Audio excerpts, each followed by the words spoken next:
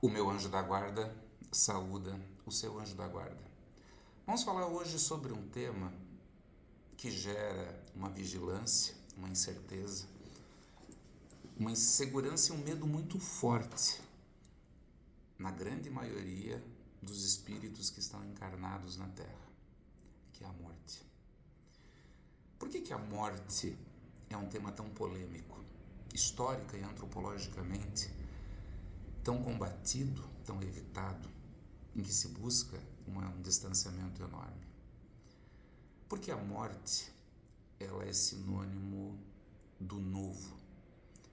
A morte é o sinônimo do desconhecido. Afinal, o que acontecerá conosco após o nosso desencarne? Para onde que nós vamos? Será que tudo acaba? E eu não estou aqui repetindo questionamentos que pertencem meramente a indivíduos que se afastam de qualquer processo de religação às almas.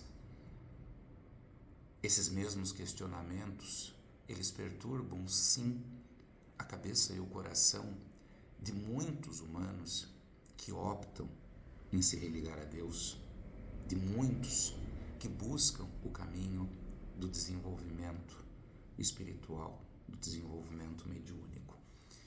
E você poderia me perguntar, por que essas pessoas que buscam a religação, médiuns, que supostamente acreditam no processo reencarnatório, mesmo assim carregam consigo todos esses questionamentos?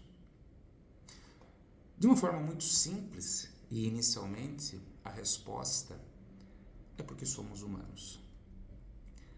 A segunda, e talvez mais contundente apesar da simplicidade da resposta, é porque mesmo aqueles que se dispõem a se religar a Deus, a se desenvolver mediunicamente, a terem contatos com espíritos desencarnados, muitos desses são homens de pouca fé e que se deixam tomar por esse medo e por esse receio. E aí cabe uma segunda pergunta. Pai Clécio, por que afinal de contas, vivendo uma situação que é inevitável, que é o fenômeno morte, nós somos tão tomados por esse receio e por essa insegurança? Por que esse medo, ele aflora tanto? E aí nós precisamos construir um entendimento que vai bem além do medo. E nós precisamos falar do fenômeno vida.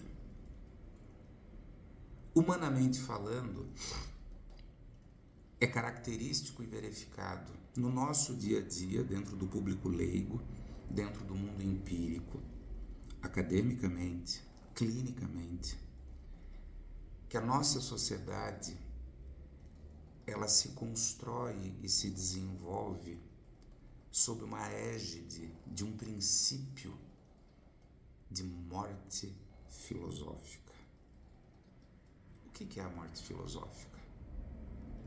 É quando nós nos mantemos na sombra, no escuro,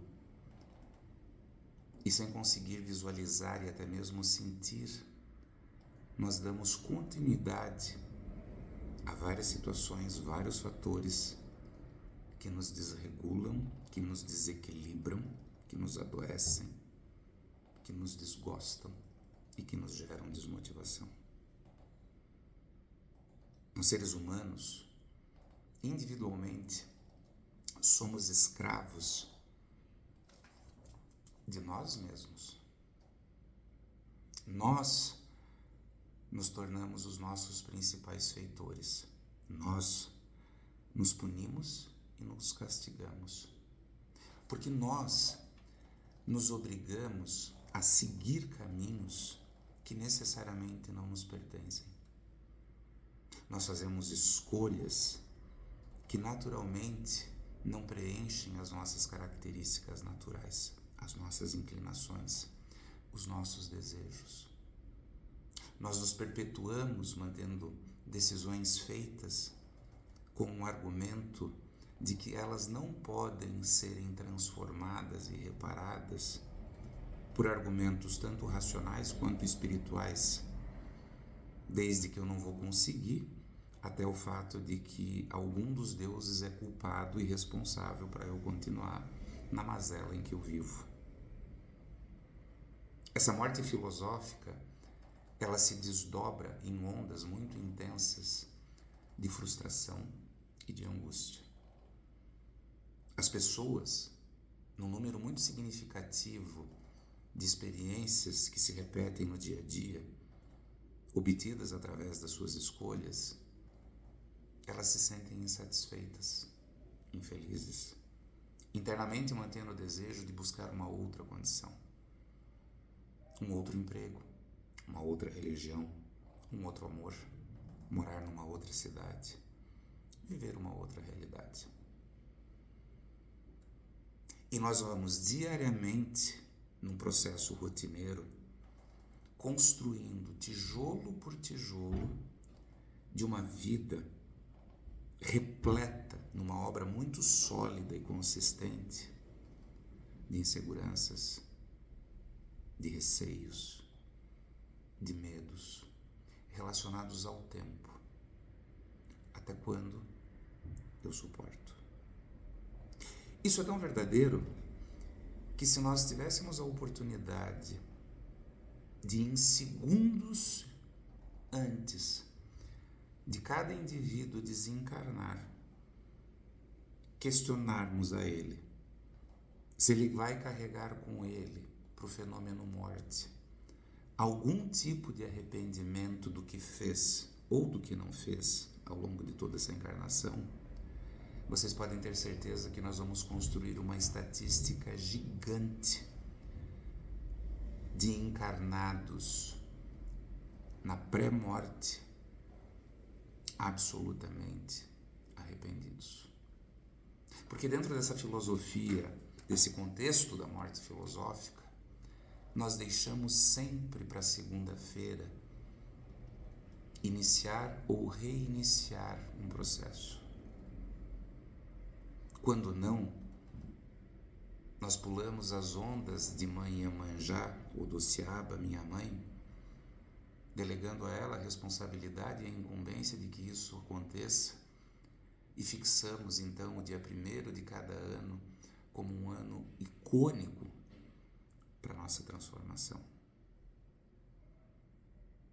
Nós fazemos isso sobre a mudança do hábito alimentar, nós fazemos isso sobre iniciar a atividade física, começar e terminar algum tipo de curso, seja ele técnico ou superior, provocar mudanças dentro da rotina da nossa casa. E nós fazemos isso diante de situações ainda muito mais complexas, necessárias e importantes. Só que o tempo passa muito rápido, muito rápido. E num piscar de olhos, a gente percebe que a nossa barba embranquece, os nossos cabelos embranquecem. Nós vamos olhando ao nosso redor e nós vamos vendo que os nossos pares vão desencarnando. E nós vamos constatando que muito em breve a nossa senha vai ser chamada e nós seremos o próximo. E nos encapsulamos e passamos a refletir e questionar toda uma história de vida sobre aquilo que fizemos e sobre aquilo que não fizemos. E aí que entra a retórica. É o meu modo de conduzir e de qualificar o meu fenômeno vida que vai determinar em absoluto o destino e a qualidade do meu fenômeno morte. Porque toda essa condução comportamental e afetiva, ela gera dentro de mim, enquanto encarnado, um padrão vibratório. E o padrão vibratório, dentro de uma explicação da física, da ciência, ele é um vetor, ele é um impulso que nos guia. E como é de conhecimento de cada um de nós, ao deixarmos o corpo material, a vida terrena, esse vetor, ele impulsiona e nos direciona a diferentes esferas vibracionais dentro de um mundo espiritual. Este vetor que eu construo e que eu potencializo ao longo de todos os anos da minha encarnação é que vai determinar para onde eu serei levado com o fenômeno morte. E o medo, a insegurança e o receio que a grande maioria absoluta de humanos carrega consigo sobre a morte, que desconfigura a beleza do fenômeno morte, que faz determinar um marco que finda uma história de vida, ele não se dá na morte. Ele é construído ao longo de toda uma encarnação. A sombra que eventualmente acolhe com uivos, raios, sons desconhecidos, um tanto quanto aterrorizante, almas, elas estão sendo construídas e desenvolvidas ao longo de toda essa encarnação. Contrariamente, também, os espaços com sol, luzes, estrelas, a boa energia, ela também é construída ao longo de toda a encarnação. O paraíso e o céu que eu cultivo enquanto encarnado é o paraíso e o céu que de braços abertos me acolhe, abençoado e acompanhado por Obaloaê. O inferno que eu vivo ou que eu construo ao longo da encarnação, ele é o mesmo inferno que me aguarda no fenômeno morte. Então nós precisamos pensar muito bem no como que conduzimos as nossas vidas. E aqui nós podemos abrir para dois blocos. Aqueles que não seguem nenhum processo de religação a almas precisa ter a mesma coerência e saúde daqueles que conduzem. Porque nós estamos falando de espíritos que estão na Terra, que lutam pelo bem-estar, o equilíbrio, a harmonia, a felicidade e a igualdade dos seus pares, dos seus irmãos. Então, quanto mais o bem eu faço, quanto mais ético eu sou, quanto maior a minha responsabilidade e quanto maior é a minha coerência, mais esse vetor vai me impulsionar e me apontar para uma região transcendental compatível. Com uma pequena mudança, uma pequena diferença. Aquele encarnado que se diz temente às almas, que busca repetidamente se religar, aquele indivíduo que se coloca à disposição de ser um instrumento da paz dessas almas e trabalhar mediunicamente, e que fere princípios e filosofias do bem e do amor na sua ação diária do dia a dia, esse vetor ele é multiplicado. A vibração negativa se multiplica. Por quê? Num dos evangelhos de Jesus, Jesus Cristo, Jesus, o homem que encarnou na Terra, evangelhos escritos por seguidores dele, ditados e comprovados historicamente, afirma que aqueles que mais sabem, mais serão cobrados.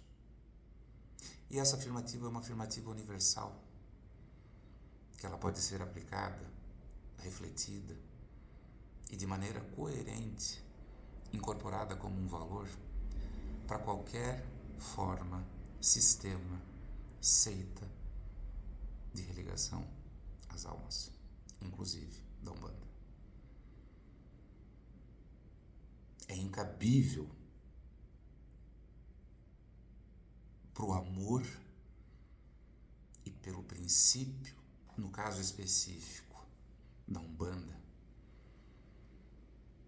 sagrada, você receber conhecimento, energia, acolhimento de uma família do terreiro e você ser um outro fora dele. Assim como isso é incabível para as almas que necessitam de você para poderem exercer o seu trabalho edificante.